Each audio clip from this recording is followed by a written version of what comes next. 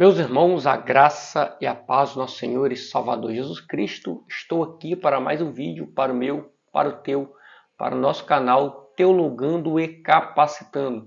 E no vídeo de hoje eu quero falar de 5 chaves para uma boa interpretação. Só que antes de entrar no conteúdo desse vídeo, eu quero fazer um convite. Você que ainda não se inscreveu no nosso canal, se inscreva, faça parte dessa comunidade apaixonados pela palavra de Deus, o nosso canal Teologando e Capacitando. Também não esqueça de ativar o sino das notificações para você ficar informado toda vez que eu subir um vídeo novo para o canal. Não esqueça de deixar o seu like, pois o like ajuda muito o YouTube a divulgar e engajar o canal com mais pessoas. E também compartilhe os nossos vídeos em suas mídias sociais de WhatsApp, Facebook e Instagram. Fazendo assim, você ajuda o irmão em sua caminhada cristã e também ajuda o canal a crescer. Pois bem, irei fazer 2 vídeos a respeito dessas 5 chaves para uma boa interpretação. E nesse primeiro vídeo eu quero trazer 3 dessas chaves que irão te ajudar para interpretar o texto bíblico.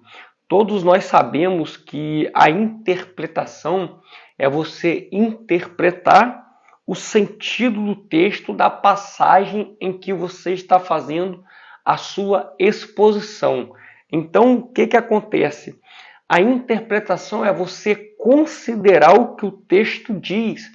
É você, como pregador, ser o responsável de fazer o transporte do texto, desde o seu sentido primitivo, primário, até os dias de hoje. Ou seja, é você fazer que o leitor entenda, ou melhor, os ouvintes entendam a respeito do que o texto está querendo dizer. Mas para isso, existem algumas chaves para que nós possamos fazer e realizar uma boa interpretação.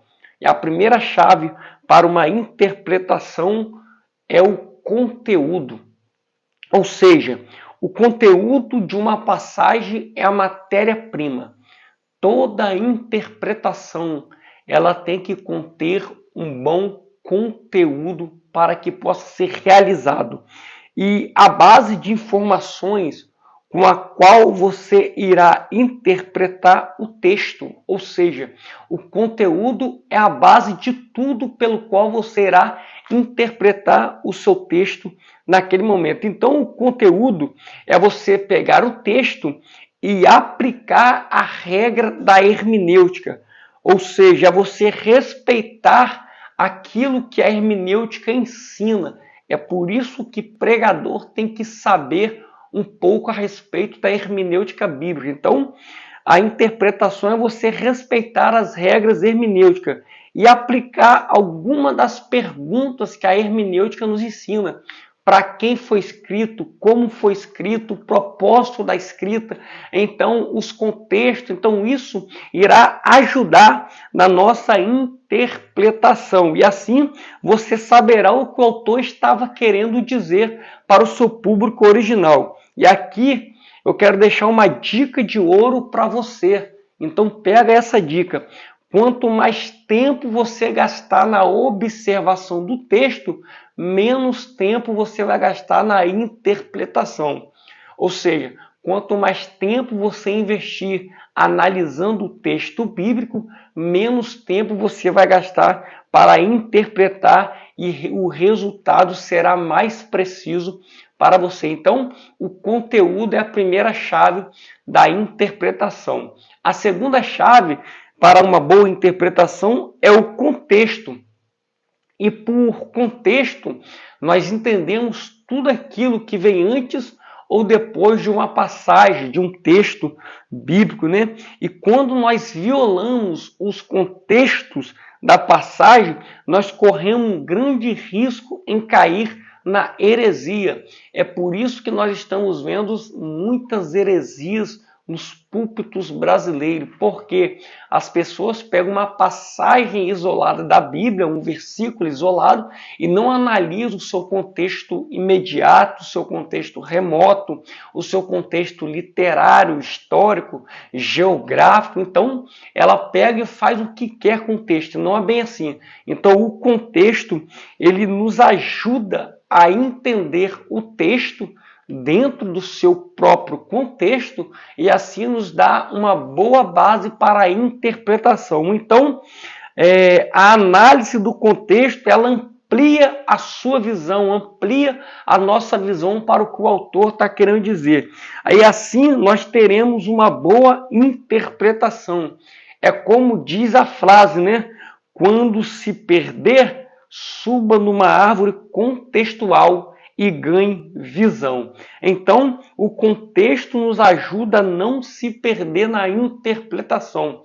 Quando você se depara com um versículo que parece um pouco difícil, o que a hermenêutica nos ensina? Recorra a textos paralelos para que nós possamos entender o significado da passagem. Então, isso também se chama analisar contexto. Então, você analisa textos paralelos, você vai para os contextos remotos e assim você irá ter uma amplitude e uma boa visão da passagem bíblica. Então, agora a terceira chave para uma boa interpretação é a comparação. E isso, querido, é muito interessante. Por quê? Porque se o conteúdo e o contexto nos ajuda a abrir a porta para o entendimento, né, preciso, a comparação nos dá segurança contra a distorção.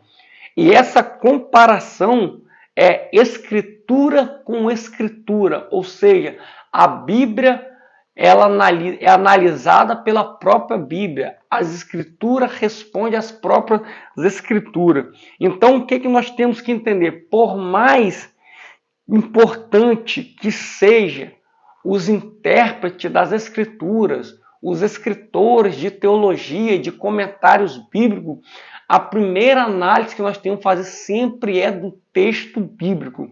Eu não estou dizendo com isso que nós não precisamos de teologia, nós não precisamos de comentários bíblicos, dicionário bíblico.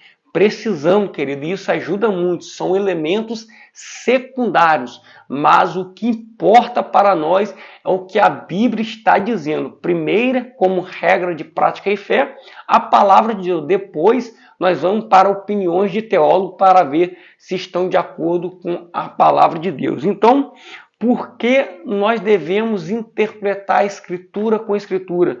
Porque não precisamos sair da Bíblia para explicar algo.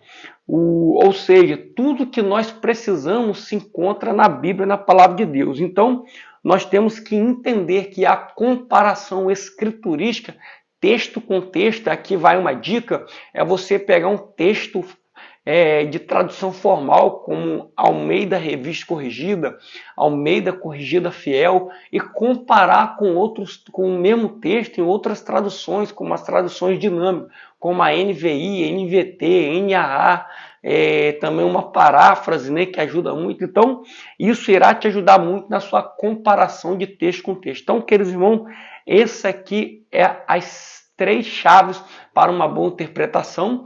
Primeiro, o conteúdo. Segundo, o contexto. E terceiro, a comparação. Então, que Deus lhe abençoe. Até o próximo vídeo. E nós vamos para a parte 2. Se Deus permitir, fique com Deus e até o próximo. Em nome de Jesus. Amém.